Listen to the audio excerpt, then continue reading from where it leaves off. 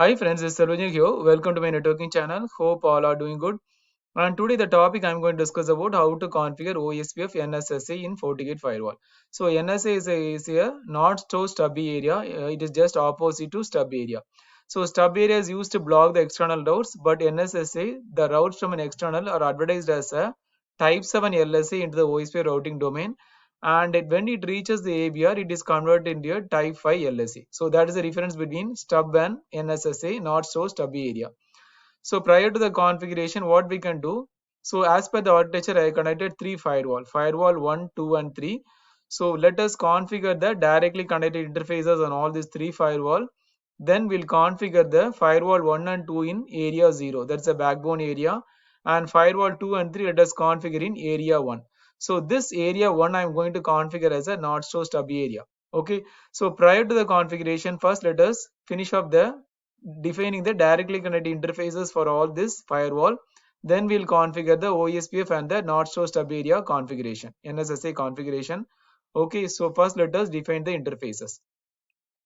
So let us go to the firewall 1, and for port 1 the interface is 1.1. Okay, firewall 1 has one directly connected interface, that is 1.1, and firewall 2 has two interfaces, 1.2 and 2.1. So 1.2 in port 1 and 2.1 in port 2.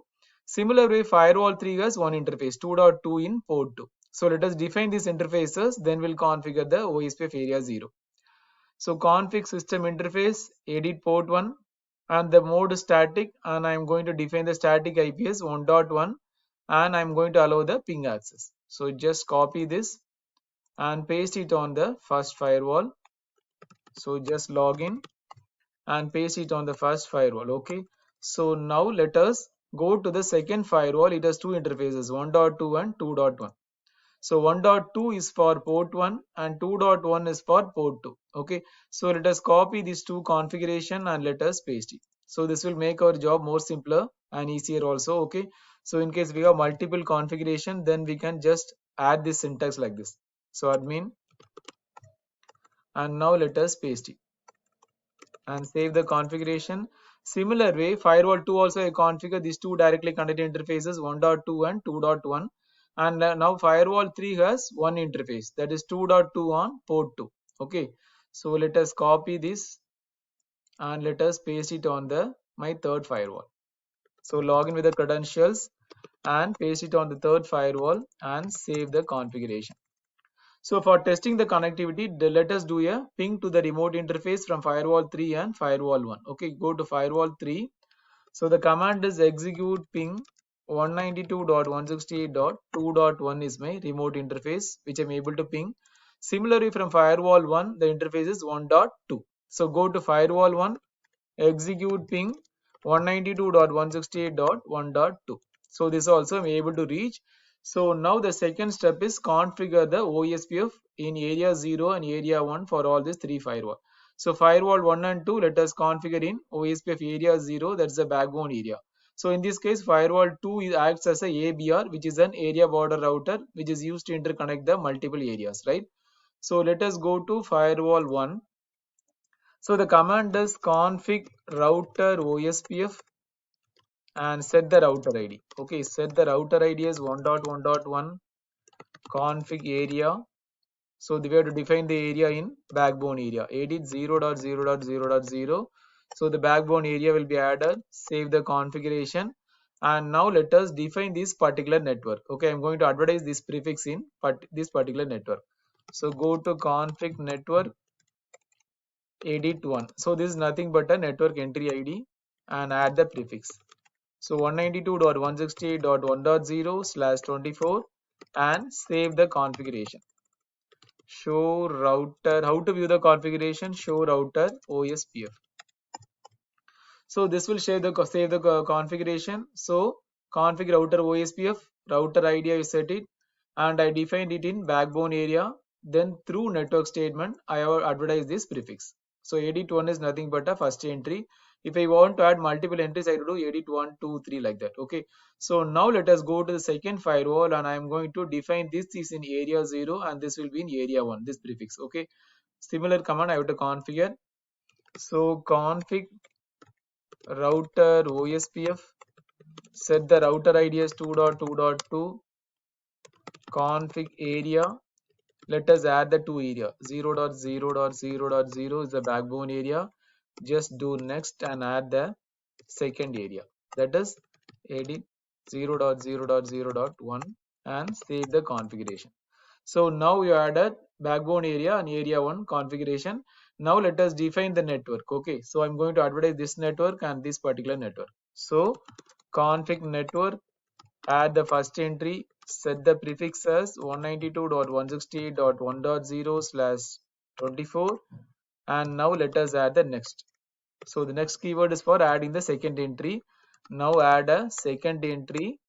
Oh, sorry. Okay, this is the second entry, right? So go to config network, add the second entry, and advertise this prefix 2 dot prefix. Okay, so set prefix 192.168.2.0/24. So here we have to manually define this area. Okay, normally this will take it in area 0. For defining area 1, I have to manually define it. Okay, so how to do that? Set area 0.0.0.1 and save the configuration. So we are done with the OSPF configuration for area 0 and area 1, and also we advertise the prefix 1 dot network in area 0 and 2 dot network in area 1. So these are the configuration I did. Okay, router OSPF, set the router ID, and I define this area 0.0.0, 0.0.1, and I advertise the network. Okay, so now let us jump to the third firewall and let us finish off the OSPF configuration. Okay, so go to the third firewall, config router OSPF, set the router ID as 3.3.3 config area. So this is only one area, that is 0.0.0.1. Save the configuration. Now let us define this particular network or advertise this prefix in area 1. Okay, so config network edit 1, set the prefix as 192.168.2.0/24 and set the areas 0.0.0.1. Okay, and save the configuration. Now let us view the configuration. Show router OSPF. So more or similar configuration, right? So I define the router ID, I define the area, then we advertise the network. So these are the three commands you have to keep it in mind while configuring the OSPF. Router ID area 1, and I advertise the network in this particular area 1. So now the second step is we have to check the OSPF neighbor relationship and the OSPF routing entries. Okay, so let us now check the neighbor relationship. Get router okay, info OSPF neighbor. So the neighbor is already established. So now let us go ahead and check the routing entries for firewall 1 and 3, because this already has two directly connected networks. Only thing, firewall 3, whether it is already successfully advertised this remote network, and firewall 1 should see this remote network. Okay, so the command is get router info OSPF route. I can do like this or I can do like this, get router info routing table all. So either way you can do. So OSPF route, and also you are able to see the remote network also. From the firewall 3 I'm able to see the firewall 1 network, and let us go here. And here also I'm able to see the remote network. That means it's successfully advertised. So now the fourth step, what I'm going to do is I'm going to define the loopback address 3.3.3, and I'm going to advertise this as an external network. Okay, so prior to that, so let us see without not so stub area how the network, how the routing entries look. Okay, so now let us go ahead and define the loopback address and advertise this as an external network. Okay, go here. So config system interface edit loopback. I'm going to add this 3.3 as a loopback address. Set the virtual domain as root and set the type as loopback, since I'm defining this as a loopback address, and set the IP as 3.3.3/32 and also allow the ping access. Okay, so these are the only command. It more or less works like an interface configuration. Only thing, I have to set the type as loopback. So system interface loop. So this is a command. Now ping the interface 3.3.3. Okay, I'm able to ping, and I'm going to advertise this particular 3.3 as an external network. How to do that? I have to do config router OSPF and config redistribute connected. That means this will be advertised as an external network. So still we are not able to see this network. So I have to advertise as a connected network. So config router OSPF, that means I have to redistribute this. Config redistribute connected, and you have to enable this set status enable, otherwise it not be enabled. Okay, set status enable, that means I enable the redistributed and I redistributed the connected routes. So now let us, after saving the configuration, now let us check the entry. So it will be advertised as an external route. Let us see here. So we're able to see this as an external route. Also let us see here, OSPF neighbor and OSPF route. Okay, so you're able to see the external route. It's already been advertised. Okay, so now what I'm going to do, I'm going to configure this particular area 1 as a not so stubby area.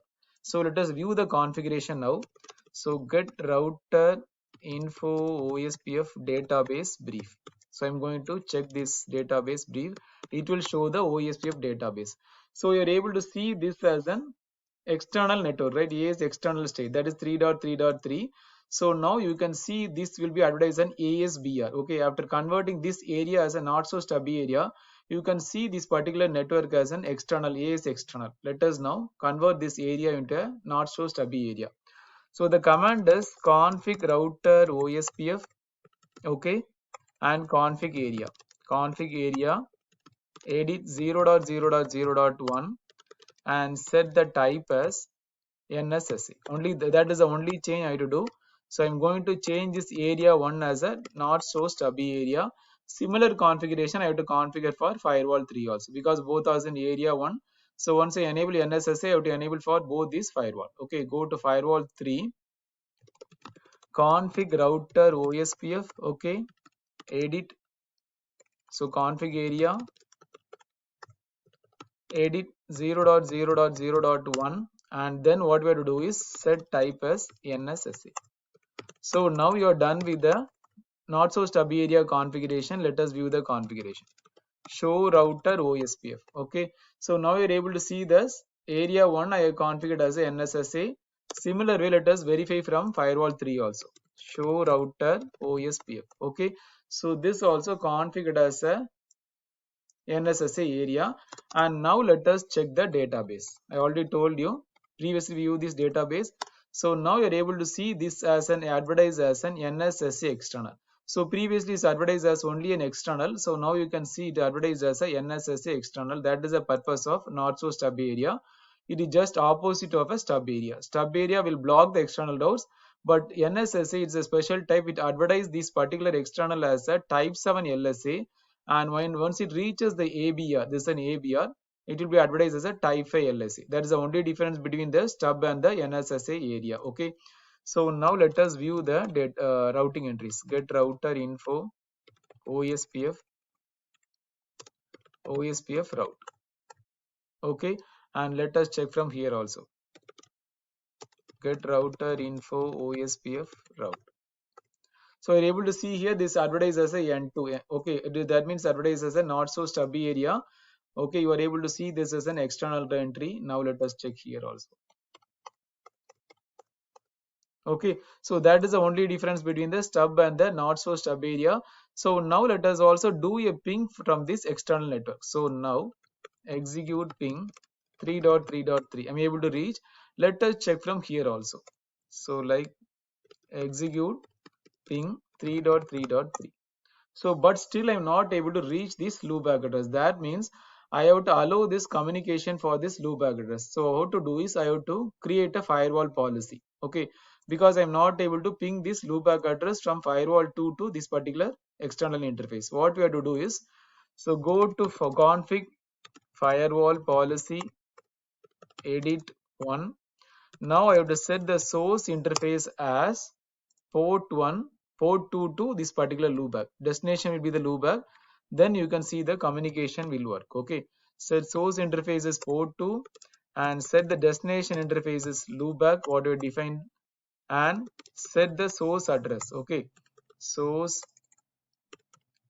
address as all and set the destination address as all. These are the default parameter. Okay, and set the schedule always. So that means it's always, and action will be always accept. So these are the mandatory parameters you have to configure: source interface, destination interface, source address, destination address, schedule and action, and set the service also. Service I'm going to define as all and save the configuration. Now let us do a ping from this firewall to this remote thing. Previously was not pinging.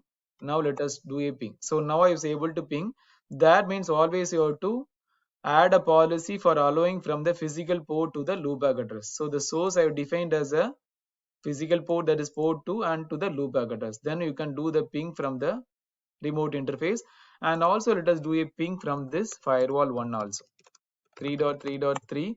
So still I am not able to reach the remote firewall. That means, as I told already, so we have to allow the port 1 to port 2 and port 2 to port 1 communication. That means I have to add a two firewall policy. The first policy for port 1 to port 2 and the second policy for port 2 to port 1 communication. Otherwise, you can't ping the remote interface. For example, get router info OSPF route.